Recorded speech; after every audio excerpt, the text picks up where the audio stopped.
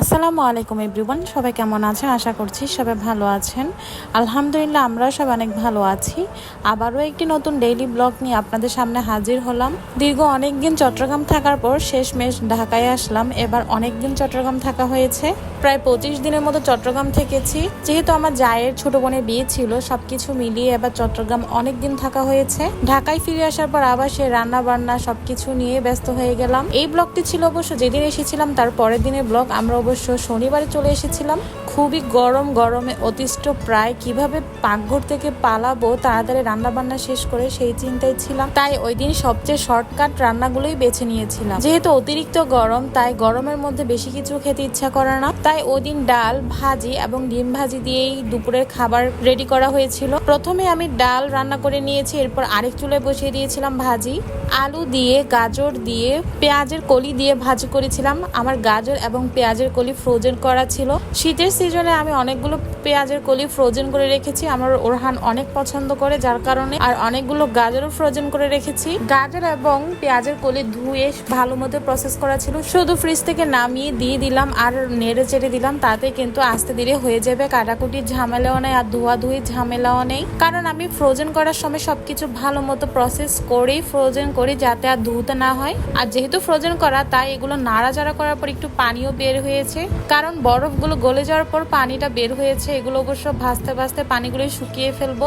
শুক্র, শনিবার এবং বন্ধের দিন ছাড়া আমার রান্না বান্না সকাল সকালে শেষ করে ফেলতে হয়, কারণ ওরহানের বাবাকে ভাত দিতে হয়, যার কারণ ওই দিনে ঠিক একই কাজ করেছি। সকালবেলা ঘুম থেকে উঠে রান্না বান্না শেষ করছিলাম। ডাল, ভাত এবং ভাজি প্রায় হয়ে এসেছে, এদিকে ডিম ভাজিও হয়ে এসেছে।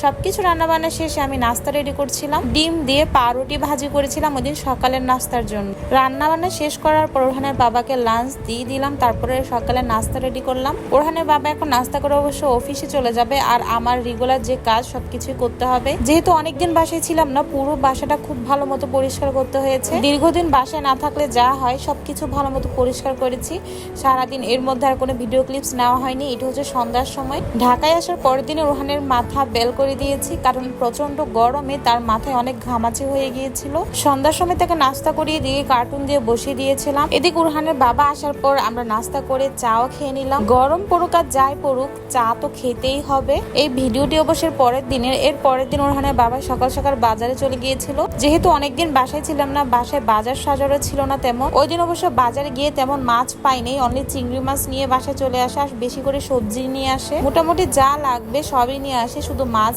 ছাড়া। মাছের জন্য অবশ্যই শুক্র শনিবারই যেতে হয় এখানে। ওই দিন অবশ্য বাজার থেকে পাট শাক এবং কলমি শাক এনেছিল। আমি সাধারণত পাট শাক মসুরের ডাল দিয়ে রান্না করে থাকি। অনেকে অবশ্য ডাল ছাড়াই তেলে ভেজেই রান্না করে, তবে আমার পার্সোনালি পাট শাক ডাল দিয়ে রান্না করে খেতে ভালো লাগে। প্রথমে মসুরের ডাল ভালো মতো সেদ্ধ করে নিয়ে তাতে রসুন এবং হালকা হলুদ দিয়ে নিয়েছিলাম। ডাল ভালো মতো সেদ্ধ হয়ে যাওয়ার পর তারপর আমি কুচি করে কেটে রাখা পাট শাক দিয়ে দিয়েছিলাম। এই শাক রান্নায় আমি কোনো তেলই ব্যবহার করি না।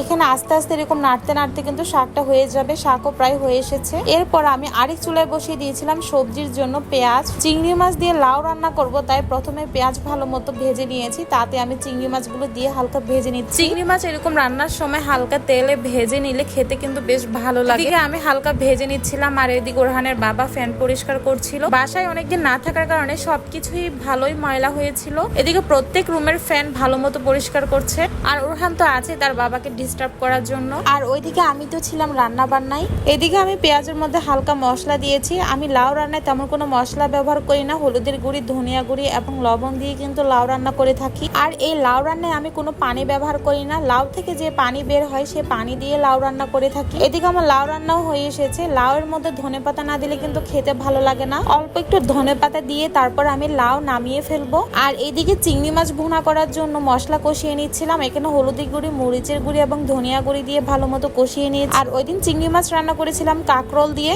কাঁকরোল দিয়ে চিংড়ি মাছ ভুনা আমার অনেক পছন্দের, তবে এই রান্নায় অনেক বেশি পরিমাণ পেঁয়াজ ব্যবহার করতে হয়। আমি প্রায় 2 কাপ পরিমাণ পেঁয়াজ ব্যবহার করেছিলাম। রান্না বান্না শেষ হওয়ার সাথে সাথে গরম চুলা মুছে ফেলছিলাম। এটা আমার অভ্যাস, ওয়েট করতে পারি না আসলে। চুলা কখন ঠান্ডা হবে আর কখন মুছবো সাথে সাথেই মুছে ফেলি। এদিকে আমার চিংড়ি ভুনাও প্রায় হচ্ছে, তবে এই রান্নাটা কিন্তু মিডিয়াম টু লো হিটে করতে হবে। এরই মধ্যে আমার রান্না বান্নাও শেষ। আজকের মতো বিদায় নিচ্ছি। সবাই ভালো থাকবেন এবং আমাদের জন্য দোয়া করবেন। আল্লাহ হাফেজ।